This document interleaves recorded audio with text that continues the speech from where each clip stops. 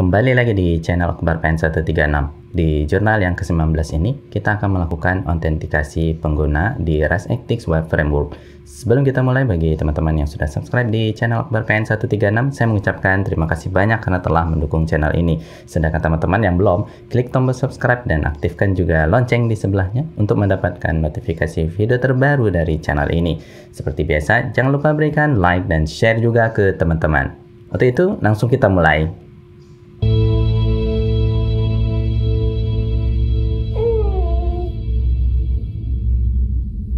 Oke guys, langkah pertama yang saya lakukan di sini, saya kopikan saja duplikat root untuk melakukan login. Jadi ini saya ubah namanya menjadi login. Untuk metodenya berubah menjadi post di situ. Sedangkan handlernya di sini saya ganti saja namanya, sebut saja login juga. Dan kita import login. Untuk saat ini memang belum ada fungsi login ya guys di handlers. Untuk itu kita pindah ke handlers. Di sini kita tambahkan fungsi pub async function login. Ini kita buat saja return type-nya berupa seperti biasa result lagi di situ. Dan ini generiknya terdiri dari HTTP response, kemudian ada error. Oke, untuk login itu sendiri memiliki dua parameter. Yang pertama sebut saja namanya payload dengan type-nya yaitu web, dan ada form dengan generic type-nya itu sendiri berasal dari DTO. Untuk login kita hanya mensimulasikan inputan dari user berupa username, maksudnya email, kemudian password. Jadi kita bikin saja di sini derive seperti biasa, deserialize, kemudian ada pub struct, sebut saja namanya login user. Teman-teman bisa menyesuaikan. Ini terdiri dari pub email ya, email dengan type-nya string, kemudian pub password dengan type sekali lagi string. Oke ya guys, ke handlers lagi, nanti kita input saja di sini login user. Seharusnya di atas dia sudah mengimport untuk login user di sini. Oke. Parameter yang kedua seperti biasa terdiri dari pool dengan type-nya sekali lagi web, namun di sini ada data dan dia berupa DB pool sebagai generiknya di situ. Baik, kita buat dulu variabelnya. Yang pertama con untuk connection, dan di sini kita menggunakan pool dengan kita get,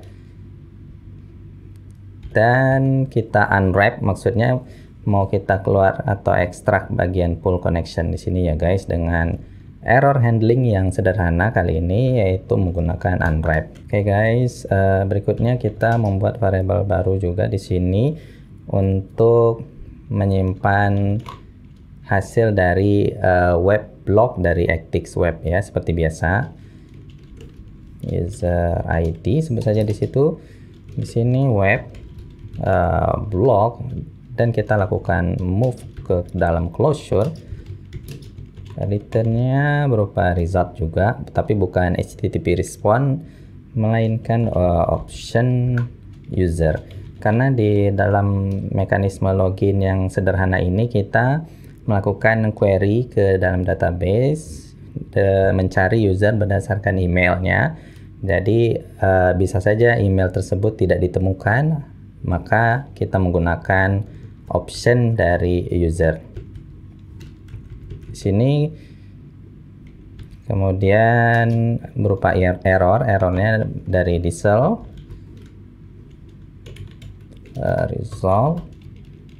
error. Oke ya guys. Nah, di sini impl future ya. Jadi bisa sekalian aja biar langsung kita panggil saja await. Nah, nanti return type-nya berubah menjadi result, ada option usernya karena kita sudah mengadjust di sini ya guys. Jadi kita bisa langsung maju untuk mencari melakukan query ya user berdasarkan email itu, dan kita simpan ke dalam variabel user. Dalam hal ini USR saya bikin users, kemudian filter. Yang mau kita filter adalah berdasarkan email. Jadi di sini kita bisa saja email. Sekali lagi, email ini berasal dari skema user DSL.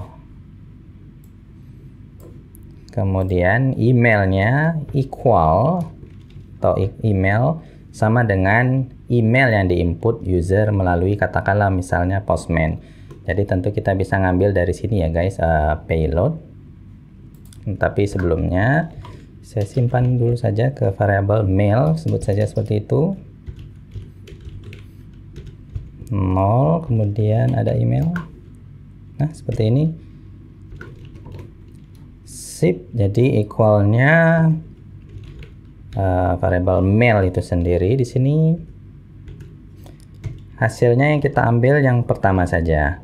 Dan kita lakukan turbo fish dengan tujuan untuk memberitahu ke compiler dari ORISE bahwa ini data type-nya berupa user nantinya untuk USR di sini.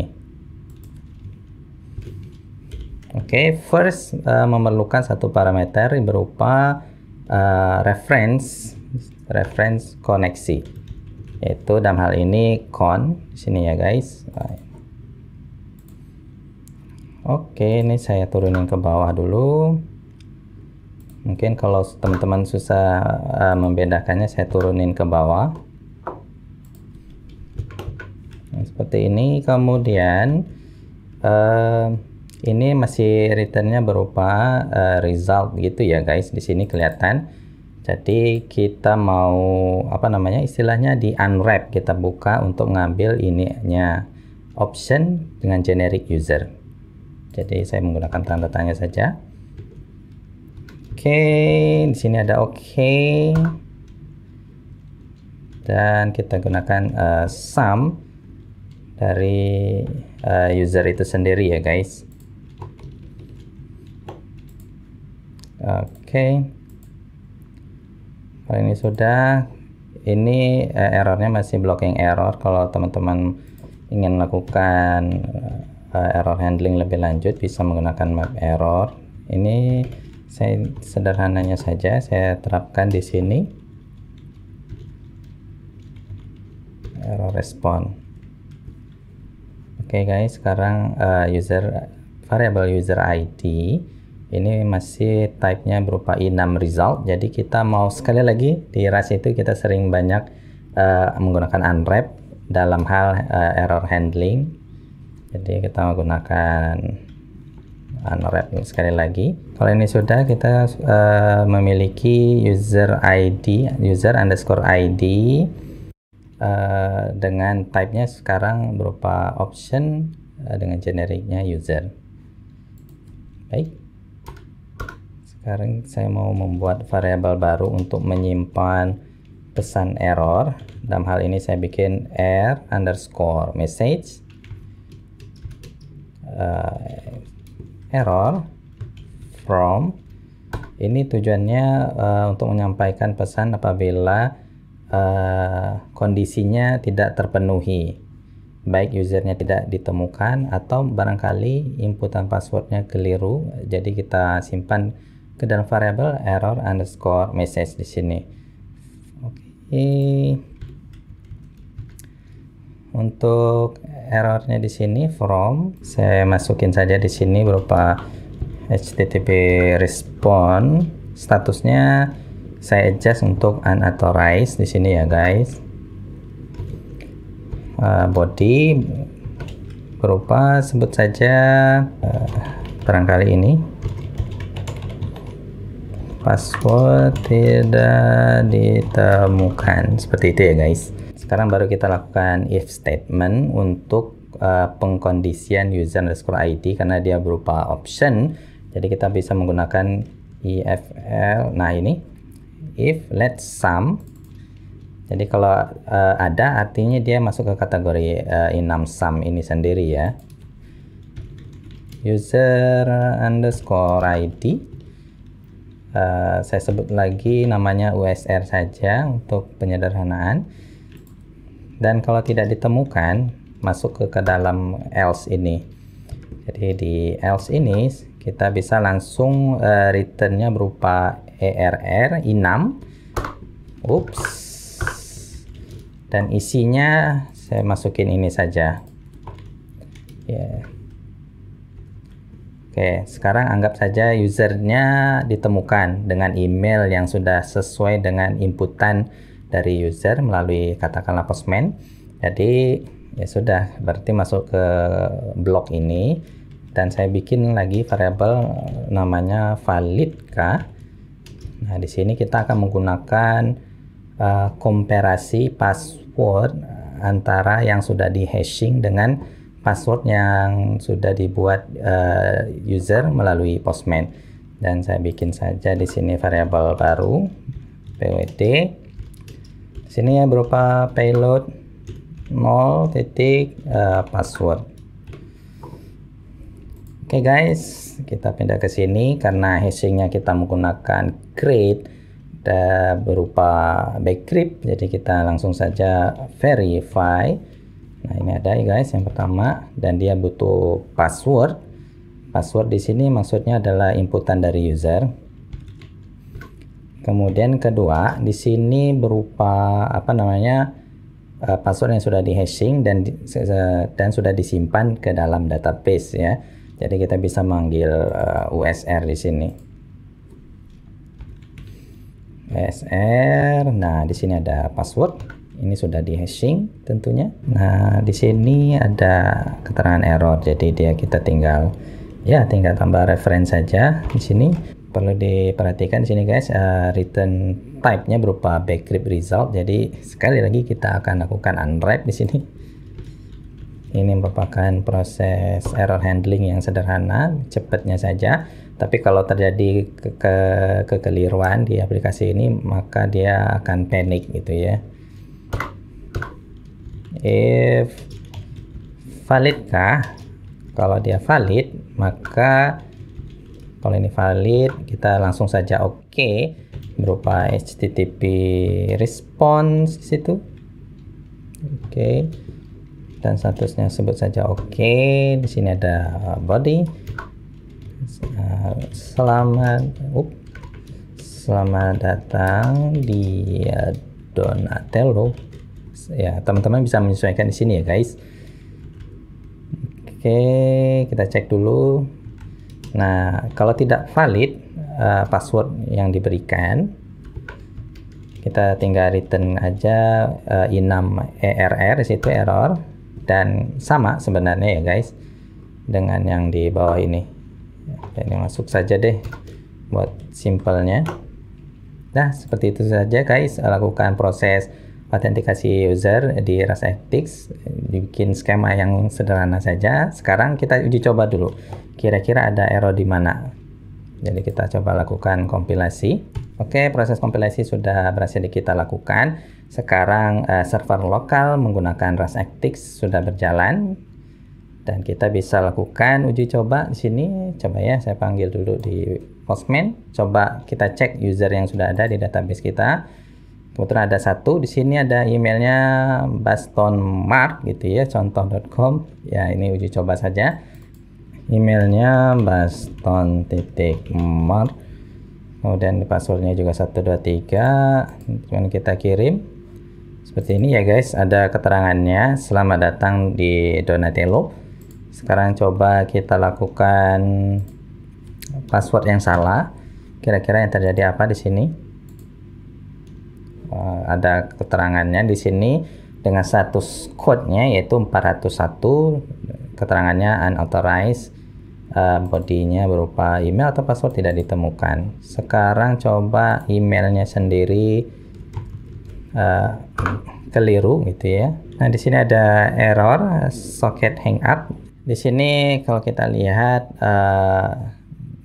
server lokal kita sedang panik gitu ya, karena hal ini kalau kita perhatikan di sini socket hang up. Kemudian di sini ada muncul lognya juga guys di sini bahwa terjadi panic sini. Maka untuk mengatasi itu kalau kita klik di bagian sini ada sesuatu di bagian 116. Jadi sebenarnya kalau kita perhatikan hal ini kalau kita menggunakan unwrap di sini ya guys. Maka kalau menggunakan unwrap di situ kalau ada kesalahan atau error dikarenakan dalam kasus ini user tidak ditemukan berdasarkan email, jadi dia langsung panik.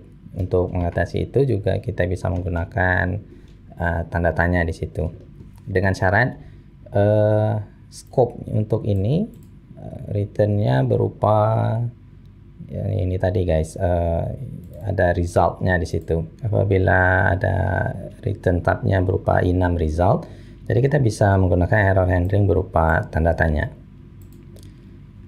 Oke, setelah itu kita coba recompile lagi server kita menggunakan ResActix dan kembali lagi ke Postman dengan inputan email yang berbeda dari user yang sudah ada di database. Kemudian kita coba send, maka sekarang memang internal server error statusnya saat ini defaultnya begitu dari Actix, jadi not found. Kalau sebelumnya saat kita menggunakan unwrap di sini, maka salah satu thread dari aplikasi kita langsung panic. Untuk itu lebih smooth ya, lebih enakan sebenarnya menggunakan error handling dengan tanda tanya seperti ini, karena dia tidak memberikan berupa panic di situ. Jadi itu saja catatan buat di kita untuk jurnal yang ke-19 ini. Baik, saya rasa sekian dulu saja demonstrasi sederhana terkait dengan login menggunakan ResActix Framework. Apabila teman-teman ada pertanyaan atau masukan buat saya, silahkan berikan tanggapannya ke dalam komentar di bawah. Dan sekali lagi saya mengucapkan terima kasih banyak kepada seluruh subscriber yang sudah mendukung channel Akbar PN136. Sedangkan teman-teman yang belum, klik tombol subscribe dan aktifkan juga lonceng di sebelahnya untuk mendapatkan notifikasi video terbaru dari channel ini. Seperti biasa, berikan like dan share juga ke teman-teman. Sekian saja dari saya, and bye!